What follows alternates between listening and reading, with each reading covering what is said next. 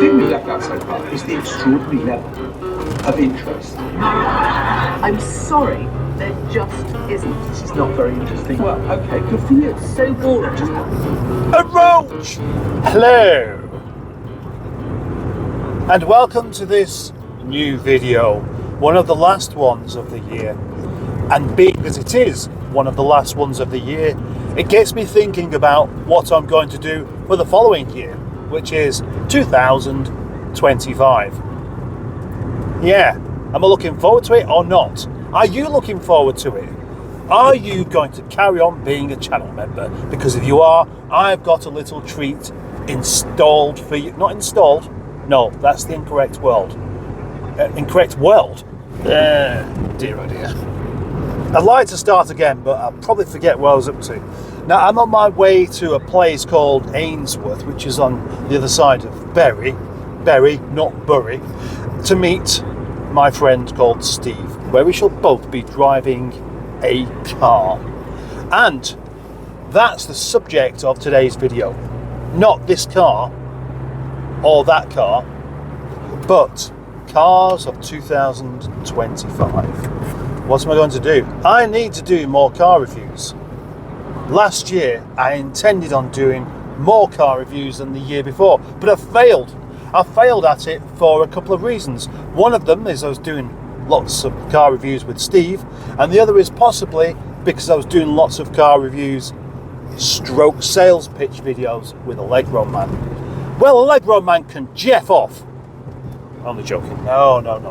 Allegro man can jeff on. Allegro man is great. Now, where was I up to? Yes, that's it. Next year, I'm going to push for my own car reviews, as well as with Stephen, big in the 90s as well. And that's the point. I don't really ask this, but it's been surprisingly difficult actually finding cars that are just from the 90s in a local area. We thought it'd be easy. We thought there's bound to be loads of them everywhere, but strangely enough, no.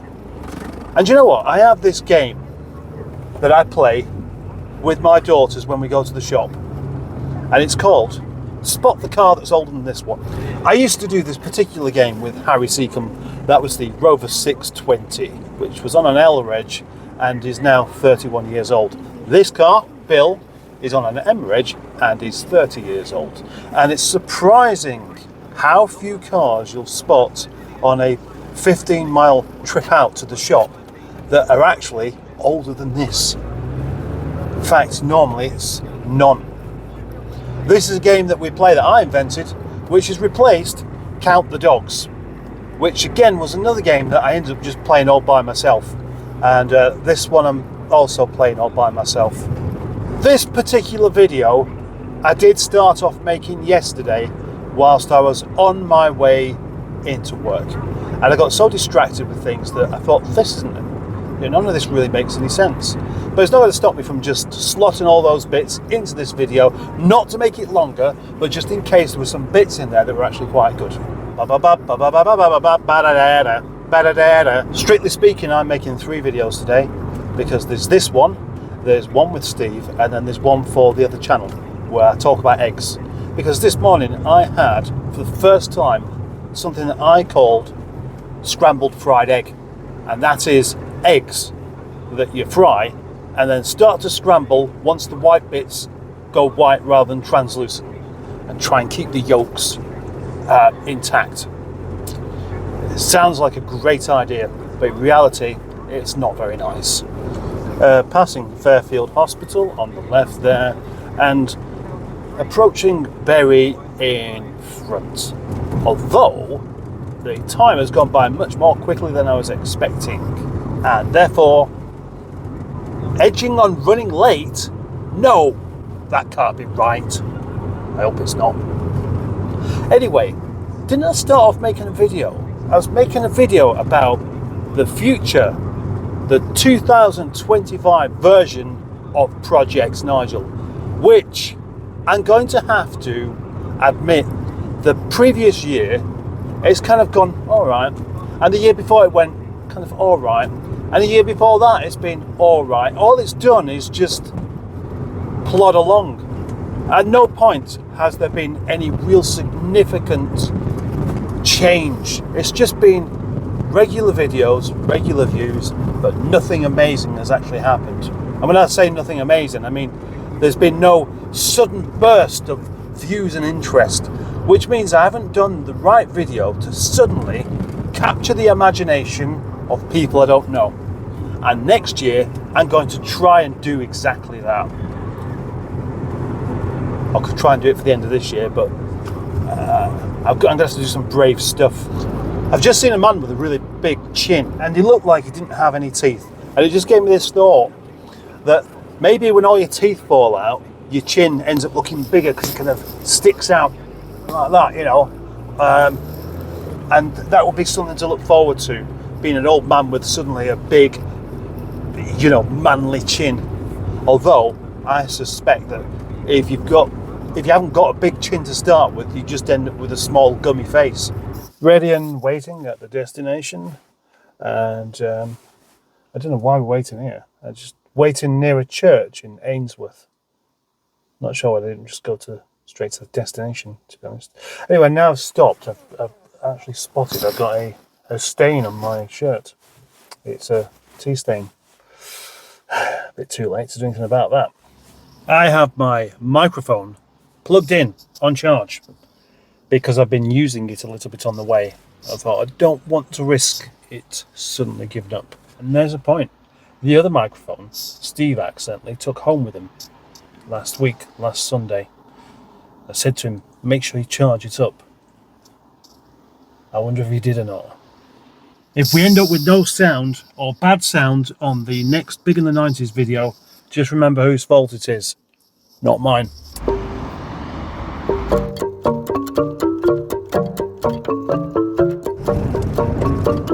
There we go. Car review done there in a that looks a bit like a Citroen Visa from the front.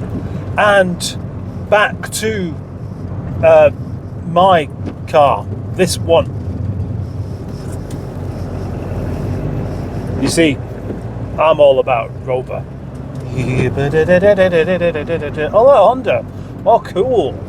Slight distraction there, but the Honda Accord Coupe from the 90s was the car I really liked when I had a Prelude. I'd seen the Accord Coupe and thought, that's a much better looking car, but it wasn't as fast or as agile. So what do we have here? Toyota Aygo, I'd drive that. That Kia Sportage thing, I'd drive that. That Tesla, never driven one of those. I'd like to drive one of those. One of those police vans, yeah, I'd have one of those. There's a grey Mercedes ahead. It's probably an A-class. Not very interesting, but I'd like to drive one. I've had an Aygo. It was the older model to that. It didn't have strange sticky out wheel trims. I'd ever go in that Ibiza. I'd ever go in that disco down there. I'd ever go in that strange coloured Ibiza. Basically, on that Volvo, the point is, if it's a car, I'd like to have a go of driving it. In the past year, I've been promised all sorts of things that I could just go and drive. And they've not been broken promises. It's been more a case of just not getting around to it. And then, of course, what happens is, if you don't get around to these things straight away, these cars end up getting sold. Or, the end of the year comes around.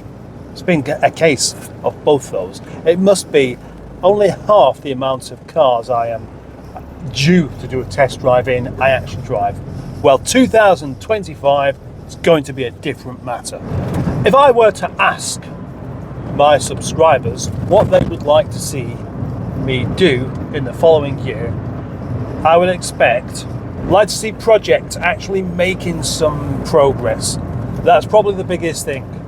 Some may like to see more car reviews, but others would say, no, I'm not interested in the car reviews. And I find this every time when I do a car review, numbers are not usually that good, unless it is an interesting British car. Then I always get reasonably good numbers. The other stuff, like the Mercedes 190e, will catch up given a few months, whilst other people search for it. I reckon some of you would like to see cars coming and going more quickly as well, but some don't. I've had people unsubscribe because I've acquired an Audi or a Peugeot. Yep. But then I've also had people unsubscribe because I no longer have an Audi or a Peugeot. I've had people unsubscribe because I've made a video about rescuing a Rover 75. And that's the biggest surprise. But the point being is that whatever it is I do next year, there's going to be somebody who's either watching this right now or is currently a subscriber. They'll go, nah, not interested in that. See you later. I'm off to Furious Driving, mate. So I may as well just do what I think is right. But the truth is, anyone can make suggestions, and if I like the suggestion, I'll take it on board. But other than that, I will just carry on doing exactly what I want. I just want more people to like what I'm doing, because the more people who like, the more people who watch, the more money comes in ensuring I can do it better. The more money that comes into the channel because of my videos means that projects I can do will eventually become a bit more ambitious. I mean, how wonderful it must be to buy a car and effectively the video of buying the car funds buying the car. So many YouTubers have that thing on the go right now, and I am jealous. 2025 is the year where I simply have to make a success out of it, because otherwise I am still such a long way off YouTube being a proper income. So what can I do? Fingers crossed. I'm just trying. I'm doing my best. Let me do my best. That does make it disappointing when I feel like I get beaten with the stick of non-acceptance because I make a video that isn't exactly what I started off doing. Flats in the fog, flats in the fog. Here we have the flats in the fog. So much that you can't see the top of them. But actually that's not true.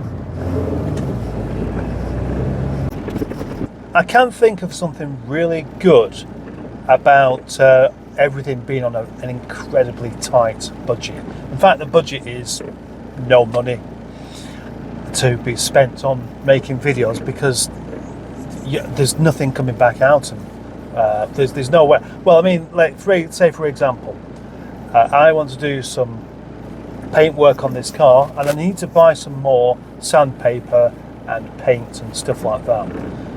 So with the videos performance as they are currently, the video wouldn't be enough to pay the materials to do the job.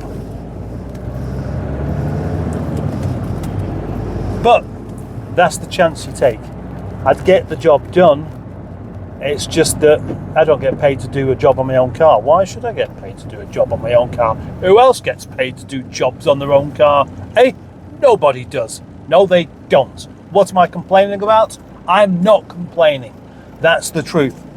Now, there are other YouTubers, I'm naming no names because I don't know who they are, but there are other YouTubers that will buy a car like this as a project and then pay to have bodywork done, pay to have engine work done, pay for restoration, all these other kind of things, and then sell it on, and that's the video. But where's the fun in that? What's the fun in getting somebody else to do it? Just paying them to do it? Eh? There isn't any fun in it. There's no skill in handing out money to somebody else to do a job for you. You don't learn anything by that, besides, what cars to buy and not buy. No, I like the challenge of not being able to do it and learning how to do it for the sake of video. And one day, more people will appreciate that than just having the money in the first place to just bunk it all out the door. But I do intend on sleeping in the back of the car, in this car, seeing what this estate car is like as a bed for the night. That doesn't sound exciting, but I do many of my favourite videos whilst just driving and rambling on, and some of the thoughts I end up with by letting my brain free. That's going to be exactly the same kind of thing as sleeping in the back of the car, but probably a lot colder. Oh, and I will do it whilst it's cold as well, so there's going to be an element of suffering involved.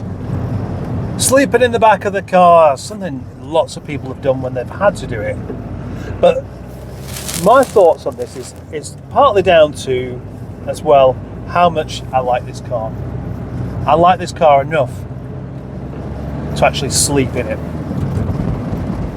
And I'm looking forward to doing that. I want to do it tonight now. And there we have the end of this particular video, where I have indeed talked about all sorts of shite. Thank you very much for watching and subscribing. Thank you for liking the video, and a super duper big thank you to anyone who is a channel member. More things to come on that.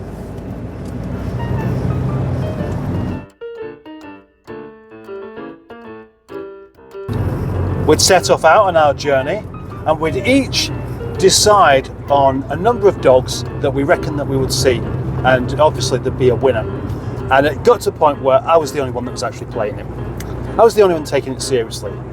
And it's like, well, what's the point in playing it? Well, no point, but it didn't stop me from playing it. I love that game.